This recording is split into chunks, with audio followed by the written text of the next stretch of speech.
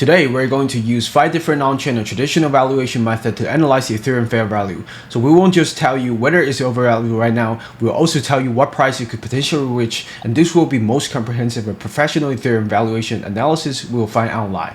Evidence-based, data-driven. Hi everyone, I'm Crypto. Welcome to the channel. Let's jump right into today's video. Alright, so for each valuation model, we'll first explain what the formula is, what the fair value ratio should be, meaning the target valuation it could reach, and then look at what the target price will be based on a single metric. So the first valuation method we're looking at is Ethereum's market cap over TVL ratio. The calculation is simple. Take Ethereum's market cap and divide it by total value locked. And why do we calculate it that way is determine how much market cap the market is willing to pay for every $1 locked in DeFi. For Ethereum, the most direct way to measure adoption is to look at how much money people are willing to lock into the protocol. So TVLs give us the relatively fair way to judge this. Alright, so let me use an analogy to make this easier to understand. Imagine Ethereum is a commercial building and the total security deposit from the tenants is the TVL, and the market price of the entire building is the market cap. So the total market cap dividing by the tenant deposit by the building's market price, telling us how much the market is willing to pay for the trust and adoption shown by the tenants. If the building collects $1 million in a deposit and its value at $6 million, the ratio is 6 times. That means the market believes this building's value equals 6 times the tenant trust level.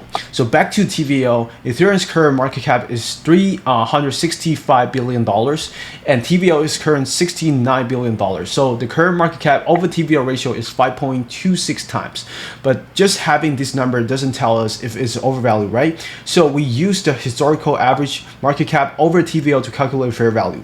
However, during DeFi summer in 2020, speculation pushed the market cap over TVL ratio way too high and up to like 30 times, right? And back in like 2018 when things first started, it was too low. So instead of a simple average, we tried the top and bottom 10% of extreme values and use of try mean, and this gives us a fair value ratio of 6.151 times.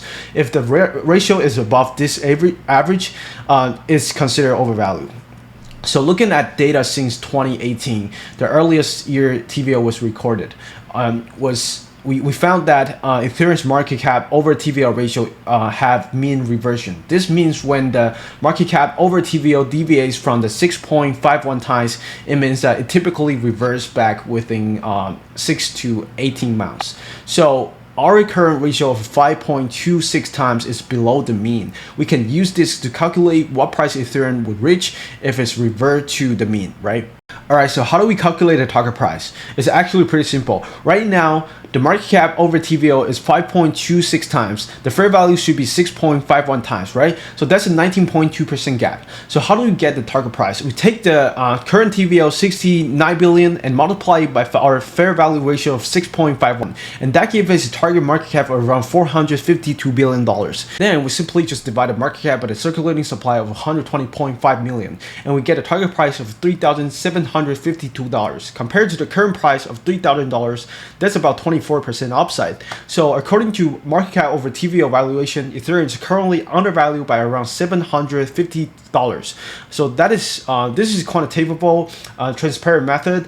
All the formula it's show on the screen right now. So let's move on to the next model. Alright, so the next valuation model is also TVL related, called TVL multiple. The logic is similar but simpler. We just assume the target market cap should be 7 times the current TVL. Why 7 times? Because this multiplier comes from the historical average during balanced market condition, which is from 2020 to 2023. So we take the current TVL of 69 billion multiplied by 7 and get the target market cap of about 486 billion, and divide that by circulating supply again. So and we get the target price of $4,029. Alright, so that's roughly 33% upside from the current $3,000. So it is how it is. That's all for this model. Let's move to next model. Alright, so the third model is the L2 ecosystem model. It's the same concept, but this time we adjust our TVL to include layer 2. The TVL we used earlier only counts mainnet, but most DeFi activity is happening on L2 right now, so we give L2 TVL a 2 times weighting trading because $1 locked on L2 is more valuable than $1 on mainnet due to higher growth potential. So after adding in weighted L2 TVL, our adjusted total become 90.4 billion. So we multiply that by our fair value ratio of 6.51, give us a target market cap of 588 billion. And we divided that by circulating supply and we get a target price of $4,884. That's about 62% upside from current level. So those are the first three TVL based model. And now let's look at some different approaches. Alright, so this takes a different angle. It focuses on supply dynamics. And the idea is simple. When Ethereum gets staked, it locked out and can be sold, right? So the more Ethereum is staked, the less actual circulating supply there is, which should push the price higher. So right now, about 30% of all Ethereum is staked. That leaves only 70% as truly liquid supply. So we calculate something called a scarcity multiplier by taking the square root of total supply divided by a liquid supply. In this case, that gives us a multiplier of 1.19. So multiply the current price of $3,000 by the 1.19, and we get a target price of $3,598. That's roughly 19% upside. Alright, finally, let's use the traditional stock market matrix, the PS ratio, or price to sales. In stocks, PS ratio is market cap divided by revenue. It tells you how much the market is willing to pay for each dollars of revenue. So for Ethereum, we can use gas fees as revenue. In 2024, Ethereum generated about $2.45 billion in annualized gas fees. So current market cap of 364 billion divided by the 2.45 billion in revenue give us a PS ratio of 145 times. So that's pretty high. But traditional standard, Ethereum looks overvalued on this matrix. So if we assume a more reasonable PS of 100 times, right? So let's give Ethereum 100 times. That's not that reasonable for a traditional stock market, but it's reasonable for crypto, right? 100 times.